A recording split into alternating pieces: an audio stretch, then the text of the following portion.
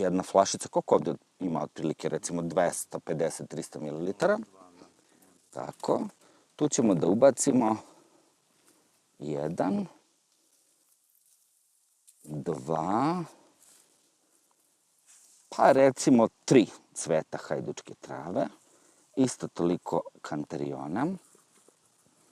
Kantarion deluje fantastično na debelo crevo, zahvaljujući hiperforinu koju sadrži, ali generalno sve stvari koje sadrže kantarion ne bi trebalo piti u letnjim mesecima, jer izaziva pojačanu osetljivost kože na sunce.